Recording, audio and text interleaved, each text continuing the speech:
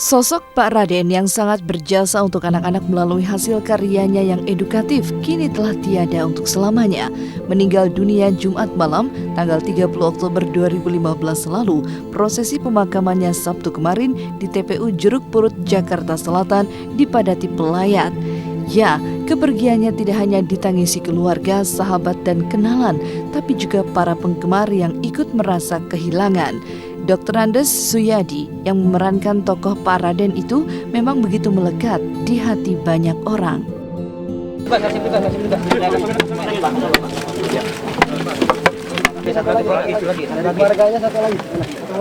Allahu Akbar, Allahu Akbar. Pak Suyadi bin Sabakti Wirjo Kusumo. Allahumma qillahu warhamhu wa'afihi wa'afanhu. Allahumma qillahu warhamhu wa'afihi wa'afanhu.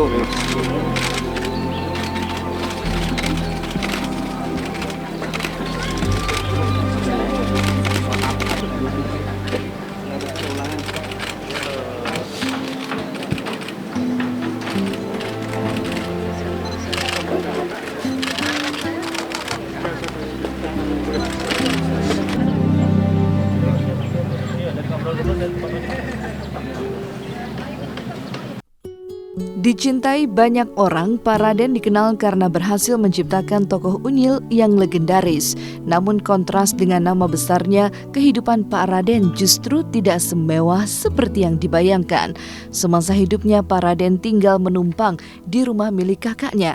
Sebelumnya Pak Raden pun sempat berpindah-pindah rumah kontrakan. Sekilas kehidupannya boleh dikatakan miris. Lihat saja isi kamar tidurnya yang sangat sederhana, mulai dari lemari kayu biasa dengan ukuran yang sangat kecil hingga kasur yang digunakannya untuk tidur. Sementara baju-baju yang biasanya digunakan untuk show tampak bergantung tak beraturan di tembok. Namun di dalam kamarnya juga, Pak Raden yang sayang pada binatang membiarkan seekor kucing tinggal hingga beranak di dalam kamarnya. Dan di dalam kamar itu ada pula sebuah tape recorder yang sudah diselimuti debu dan biasa digunakan Pak Raden untuk mendengarkan musik gamelan kesukaannya. Ini kamar tidur ya, Pak? Ya, kamar tidur di sini. Biar kucing masuk atau apa didiemin aja, ini termasuk anaknya nih, anak kucing beranak juga didiemin aja, dia ngebelain aja sampai di. Pak, ini baju apa nih, Pak? Kalau Pak Raden lagi show, termasuk ini yang lain ini pakai jas kan, pakai dandan baju Pak Raden, jasnya yang ini. Tuh.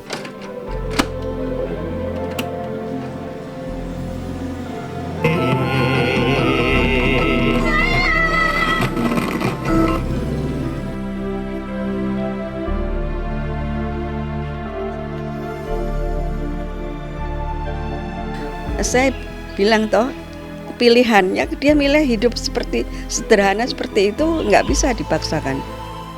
Sementara itu, di ruang kerjanya tampak lukisan-lukisan Pak Raden bergantungan. Saat melukis, Pak Raden bisa saja tak keluar dari ruang kerjanya selama berjam-jam. Sosok seniman sejati ini memang tak ingin diganggu, sehingga ada pengumuman berupa tulisan yang tertempel di pintu. Dan di ruang kerja Pak Raden juga terdapat sebuah lukisan yang masih belum selesai dilukis.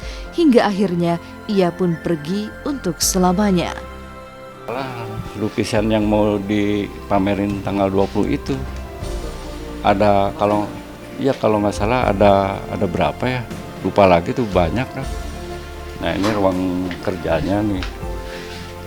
Kalau kerja biasanya dia di sini sampai malam hari, sampai jam 12, jam 1.